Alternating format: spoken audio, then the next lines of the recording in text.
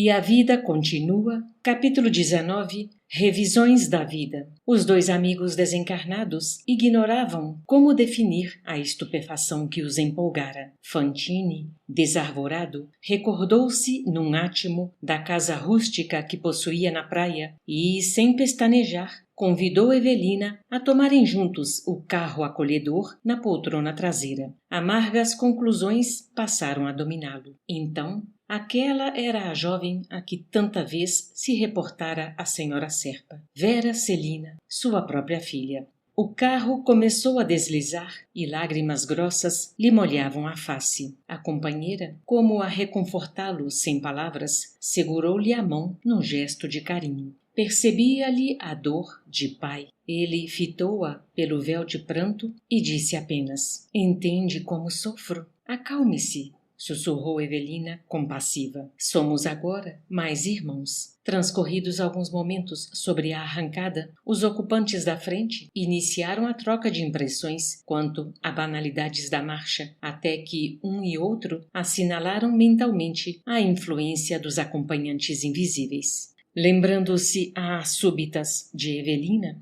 a rival arriscou uma alegação. "Caio, às vezes cismo, indagando de mim mesma, se você não é um apaixonado pela memória de sua esposa." Eu? Era o que faltava. Sempre ouço em torno dela as melhores referências. Não era má. E você não tem saudades? Não a sente no coração? Caio riu-se e mofou. "Não tenho vocação para conviver com os mortos." "Não diga isso. Quero falar de sua mágoa natural ao perdê-la. Você sabe que Evelina estava morta para mim, muito antes que o médico lhe atestasse o óbito. Em muitas ocasiões, surpreendo-me ao analisar-lhe o retrato. Aquela fisionomia doce, aqueles olhos grandes e tristes. Impossível que você não houvesse casado por amor." "Sim, casei-me por amor. No entanto, a vida tem as suas sequências. Primeiro, a paixão e muitas vezes depois o desinteresse."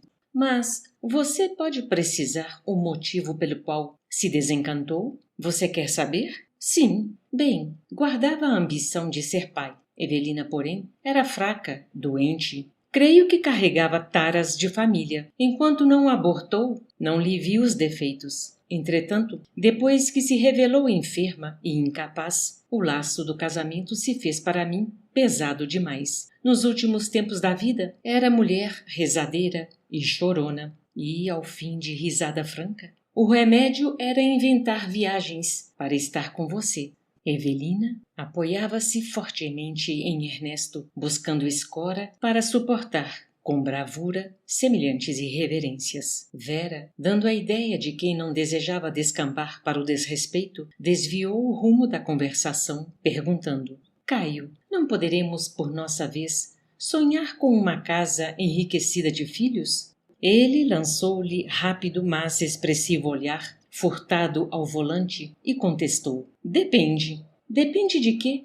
"Quanto a casar, sei que nos casaremos. Mas pense, Vera, negócio de criar filhos não é brincadeira. A saúde de sua mãe não me encoraja. Aquelas manias, aquelas crises." Qual se fora sacudido pelos pensamentos do sogro desencarnado a se lhe projetarem na mente, partindo da retaguarda, Serpa contrapôs: "Que me diz de seu pai?" A jovem perspicaz lembrou-se imediatamente de que o genitor encontrara a morte em condições idênticas às da senhora Serpa, mas, temendo falar nisso, mentiu com intenção, asseverando: "Meu pai era homem robusto, de saúde impecável, sempre jovem. Passava para muita gente como sendo meu irmão. Que lhe teria marcado o fim? Operou-se de umas verrugas sem importância e não teve o cuidado preciso. Antes da cicatrização perfeita, começou a cavalcar no jardim, cortou-se e adquiriu a infecção que o levou.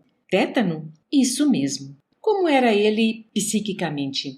"Um homem muito inteligente e, às vezes, folgazão, qual você mesmo, embora tomasse a vida muito a sério. Compreendo que ele terá tido por você uma afeição toda especial. Filha única, engana-se. Meu pai, de certo, que me estimava, mas era corretor de muitas atividades ocupadíssimo, quase sem tempo para casa, a não ser a criatura providencial, do ponto de vista econômico, que se esmerava para que o dinheiro não nos faltasse. Como pai, não me lembro de algum dia em que se sentasse ao meu lado para me ouvir ou me aconselhar em assuntos do coração.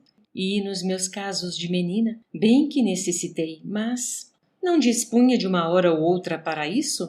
Pelo menos era o que dizia. Nunca pude contar-lhe nem mesmo os meus problemas de colégio.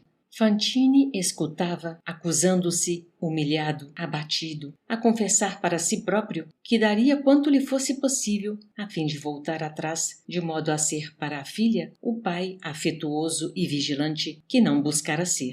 O diálogo, porém, prosseguia. Certamente, em compensação, você contou com um carinho materno. Também não. Desde cedo, percebi que minha mãe é irritadiça, desanimada, gosta de estar só e, conquanto não me negue a atenção, até hoje manda que eu me decida em tudo por mim mesma. Ela e seu pai viviam bem? Nada disso. Minha mãe, aos meus olhos, sempre pareceu tolerar meu pai sem amá-lo, embora se esforçasse diante dele para mostrar o contrário. E o infeliz chegava a perceber? Tornou Caio galhofando. Acredito que não. Como explica você a perturbação da velha depois que ele se foi? Não será isso a dor de perdê-lo? Duvido. Assim que meu pai morreu, ela foi tomada de terrível transformação, como se o odiasse às ocultas. Queimou-lhe os objetos de estima, quebrou-lhe o relógio de bolso, rasgou-lhe os retratos. Imagine, nem orações quis por ele, e foi só piorando. Agora é como sabemos, recusa tratamento, isola-se, fala sozinha, ri, chora, lamenta-se e ameaça o silêncio e a sombra, julgando ver e ouvir os mortos. Estranha situação. Embora reconfortado pela simpatia de Evelina, Ernesto dava curso às lágrimas. Guardava os apontamentos da filha, qual se a desconhecesse até então. Verdade que não fora homem de explosões afetivas. Entretanto, nem de leve supunha fosse detestado no lar. Teria Vera razão? Porque se teria alterado as faculdades mentais de Elisa, que haveria ocorrido naquele longo pedaço de ausência? Enquanto os dois desencarnados se identificavam sob rigorosa análise naquele retrospecto, esvaiu-se o tempo e o carro fez parada no ponto terminal. A casa, singela, docemente iluminada dentro da noite. Excitado, mas cauteloso, Fantine instalou Evelina em sítio vizinho, de vez que, assim como sucedera com ela própria, expressou o desejo de consultar, a sós, o ambiente doméstico. Depois disso, decidiria quanto à viabilidade de colocá-la na rota familiar. A posição de Vera, junto de Serpa, não lhes encorajava, de imediato, um avanço a dois. Evelina concordou. Aproveitaria o ensejo para orar e refletir. Fantine, emocionado, penetrou o reduto que lhe falava tão alto à memória. Na sala, tudo como deixara. A mesa e as cadeiras surradas que ele mesmo trouxera da residência de Vila Mariana, os apetrechos de pesca, o armário de louça velha, os quadros humildes a penderem das paredes. Registrou em pranto de comoção o calor de outro tempo.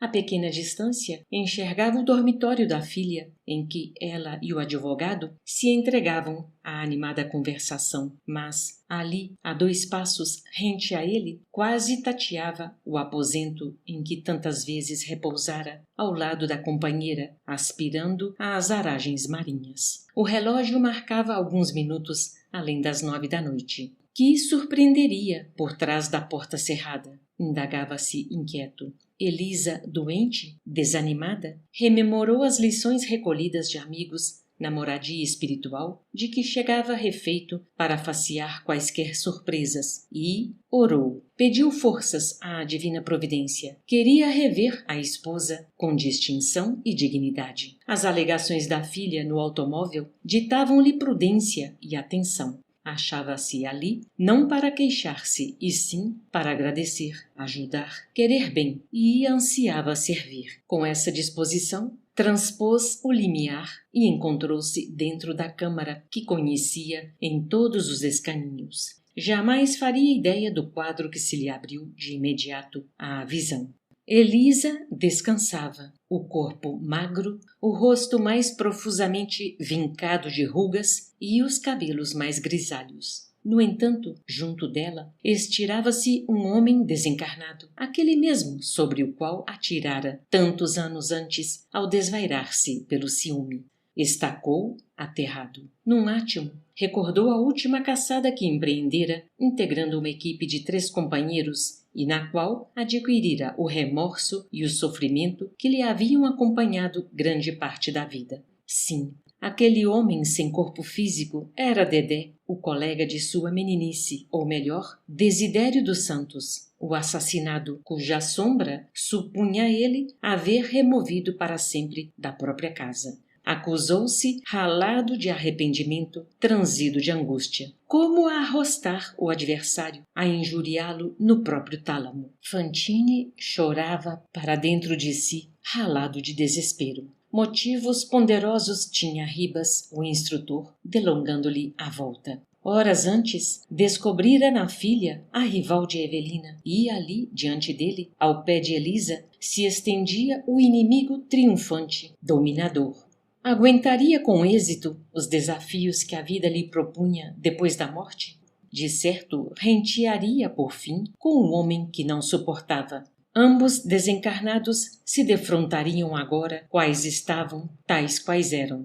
Diligenciou Fantine a serenar-se e estugou um passo adiante. O antagonista, em silêncio, deitou-lhe um olhar sarcástico, ostentando a tranquilidade de quem se sabia num momento esperado. Mas, com estupefação para ele, Ernesto, a esposa anotou-lhe a presença e desferiu grito terrível. Maldito! Rugiu ela, positivamente obsidiada, na penumbra do quarto que o luar filtrado pela vidraça francamente alumiava. Fora daqui, tinhoso! Fora daqui, assassino! Assassino! Socorro, Dedé! Leve este infame fora daqui! Sai, Ernesto! Sai, matador! Entre mentes, Caio e Vera invadiram a peça, terrificados. Fez-se luz forte. A jovem acercou-se da genitora, que bradava impropérios, segurando a própria cabeça entre as mãos, num esgar de espanto, e tentou consolá-la. Mãezinha, que há? Estamos aqui. Não precisa temer. E a enferma soluçou. Ah, minha filha, é seu pai, aquele infeliz. Agarrou-se à moça, qual criança assustada, e esticou o clamor, dando à serpa a impressão de uma alienada mental no mais fundo desequilíbrio. Seu pai está aqui, aquele canalha. Não quero vê-lo. Defenda-me, pelo amor de Deus. Voltemos para São Paulo hoje mesmo. Tire-me daqui. Dos olhos tristes de Ernesto, o pranto jorrou em maré de angústia. Tantas vezes acariciara projetos de reencontro. Tantas vezes imaginara-se pássaro distante do ninho, faminto de repouso na úsnea tépida. Entretanto, chegava até ali, na condição do hóspede indesejável, abominado pelos seus. Elisa! Implorou. A conturbada esposa, que trazia as faculdades psíquicas desordenadas, não lhe lobrigava a figura espiritual, depois que a luz mais viva se derramou no ambiente. No entanto, lhe assinalava a voz comovida e firme a repetir, suplicante. Elisa, ouve-me! Eu sempre te amei. Estabeleceu-se a conversação entre os dois, sem que a filha e o namorado conseguissem ouvir, senão metade. Cala-te, infame! Recuso uma afeição que sempre detestei. Por que te alteraste assim? Sou hoje livre para dizer o que me vem à cabeça, mas quando juntos, eu era a escrava algemada ao Senhor. Entretanto, sempre afirmaste que me querias bem.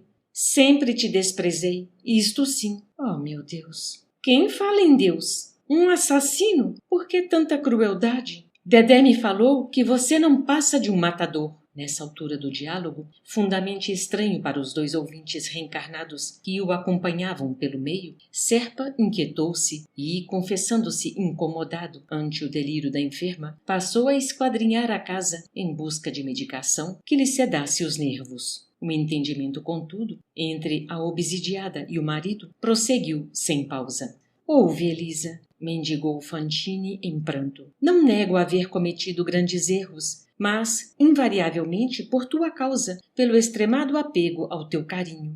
Balela! Gargalhou a interlocutora entre a ironia e a demência. Desde que arrasaste Dedé, passei a gostar dele. A qualquer momento a que vinhas em casa, isso acontecia sempre para a infelicidade nossa, porque vivíamos juntos aqui antes de tua morte e vivemos juntos depois. Olha este quarto. Dedé está no lugar onde sempre esteve. Semelhantes declarações foram suplementadas de informes sobre os quais pede a caridade se faça silêncio. Ernesto chorava, ao passo que, defronte dele, o adversário desencarnado sorria escarnecedor. Nesse ínterim, o advogado surgiu, trazendo a injeção calmante com que Vera socorreu a doente agitada. Daí a instantes, Elisa atirou-se ao travesseiro, desfigurada e abatida. E, justamente quando Ernesto transpunha a porta em retirada, Desidério dos Santos, o inimigo, saltou do leito em que jazia, parado, e tomou-lhe a frente, desferindo brados terríveis.